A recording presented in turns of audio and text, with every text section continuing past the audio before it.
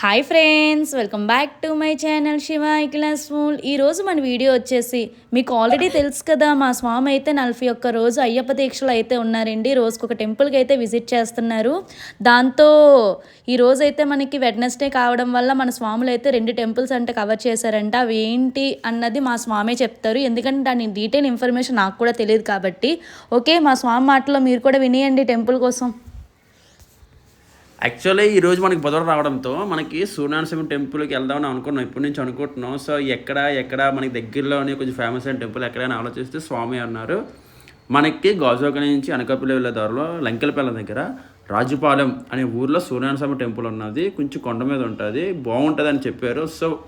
So వెళ్దామని అక్కడికైతే మా స్వామిలందరూ కలిసి ఒక half an hour highway road మీద అలాగా ప్రయాణం చేసి గుడికి అయితే చేరుకున్నాము. అవుట్లుక్ అయితే చాలా బాగున్నది. అక్కడ విగ్రహాలకు కానీ, పక్కన నంది స్టాచ్యూ, పక్కన ఆంజనేయ స్వామి స్టాచ్యూ కానీ చాలా అంటే చాలా బాగున్నది. లోపల విగ్రహం, మూలవిరాట్ విగ్రహం కూడా సూర్యనారాయణ స్వామి టెంపుల్ అయితే చాలా బాగున్నది. ఇది లోపల మనకి అవతారాలు కూడా పెట్టడం జరిగింది సూర్యనారాయణ స్వామి టెంపుల్లోని.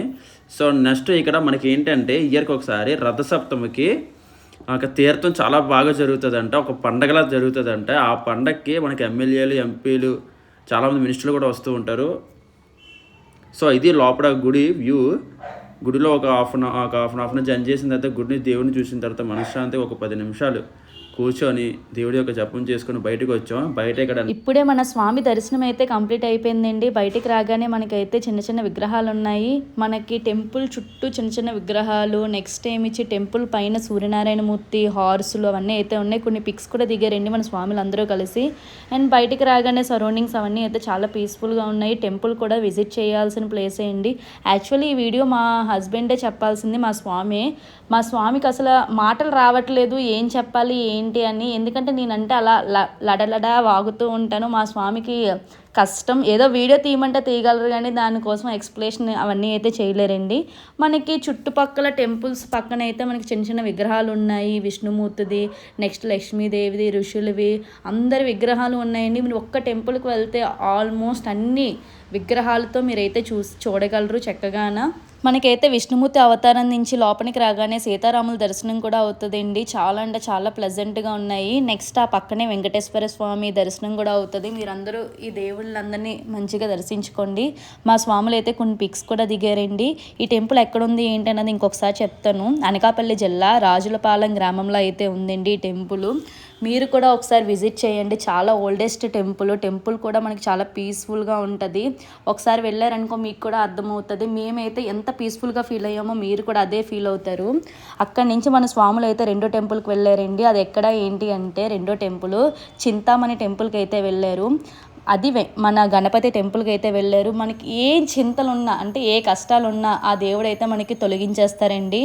మీరు కూడా ఈ టెంపుల్కి వెళ్ళండి. ఆ రోజు వెడ్నెస్డే కావడం వల్ల మనకి క్రౌడ్ కూడా బాగానే ఉన్నారండి చింతామణి టెంపుల్లో అయితే.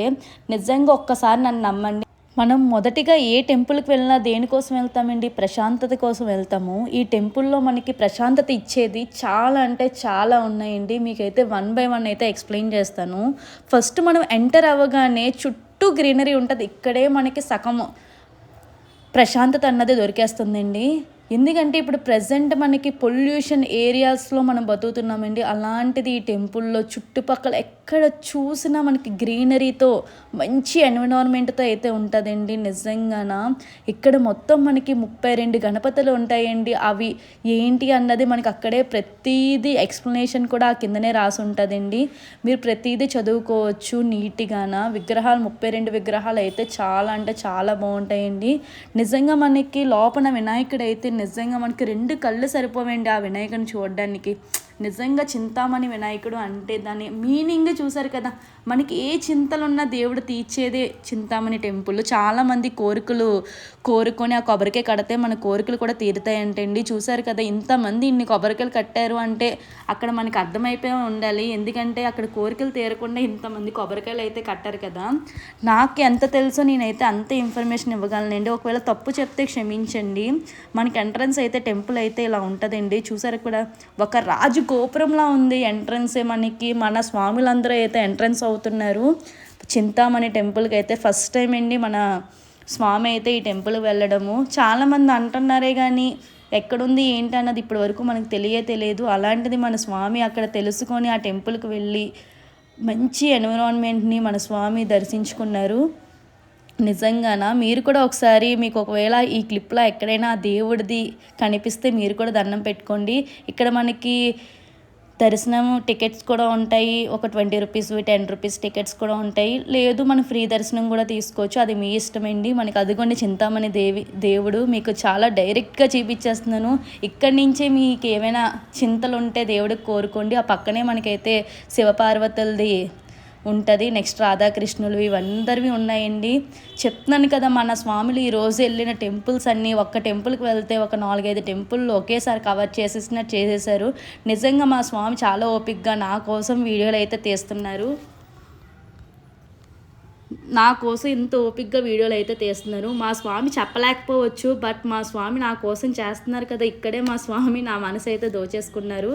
చూసారు కదా, నిజంగా చుట్టుపక్కల మనకైతే ఎంత పీస్ఫుల్గా ఉందంటే నిజంగా ఆ రోజు అయితే మా స్వామికి ఆ 2 టెంపుల్స్కి వెళ్ళొచ్చి మా స్వామి ఎంత పీస్ఫుల్గా ఫీల్ అయ్యారంటే నిజంగా చాలా రోజులకి ఇంత మంచి పీస్ఫుల్ అంటే ఎన్విరాన్మెంట్ని చూశాను అని చాలా హ్యాపీగా అయితే ఫీల్ అయ్యారు. చూసారు కదా, మనకి దీంతో ఈ టెంపుల్లో ఇంకొక విశిష్టత కూడా ఉందండి. ప్రతి రాశికి కిందనైతే ఎక్స్ప్లెనేషన్ కూడా ఉంది. వినాయకుడి దగ్గర చెట్టు దగ్గర ఒకసారి మీరు ఆ టెంపుల్కి విజిట్ చేశారనుకో మీకు అవన్నీ అయితే డీటెయిల్గా తెలుస్తాయండి. ఒకసారి మీరు కూడా విజిట్ చేసేయండి, పోయేదేముంది, ఉన్నది ఒక జీవితమే, అన్నీ చూసేయాలి. మనం చూసినవి మాత్రమేనండి. మనం తింటే వాష్రూమ్కి వెళ్తే వచ్చేస్తుంది, చూసింది అలా కాదు కదా, మన జీవితాంతం గుర్తుంచుకోగలం. అందుకని మేము అయితే ఈ వీడియోస్ కూడా స్టార్ట్ చేయడానికి మెయిన్ రీజన్ అయితే అదే. చాలామంది ఇప్పుడు ప్రజెంట్ ఆడవాళ్ళు కార్తీక మాసం కదా, ఏ చెట్టు కనిపించినా మన ఆడవాళ్ళు అయితే వదలట్లేదు, నీట్గా దీపాలు అవన్నీ అయితే పెట్టుకుంటున్నారు. నార్మల్ టైంలోనే ఏ చెట్టుకి అంతేలేండి, ఇంకేం అనలేము, మనం కూడా అలాంటి వాళ్ళమే కదా. చూసారు కదా, ప్రతి దానికి మనకైతే ఎక్స్ప్లెనేషన్ అవన్నీ అయితే ఉంటాయి. ప్రతి రాశికి ఒక చెట్టు విగ్రహం అవన్నీ అయితే ఉంటాయండి. చూసారు కదా, మన వీడియో అయితే ఎంత బాగా అయితే మన వీడియో ఎండ్ చేసేస్తున్నానండి. నా వీడియో కానీ మీకు నచ్చినట్టయితే మీరు చేయాల్సింది ఏంటి, please do like, share and subscribe Shiva class food.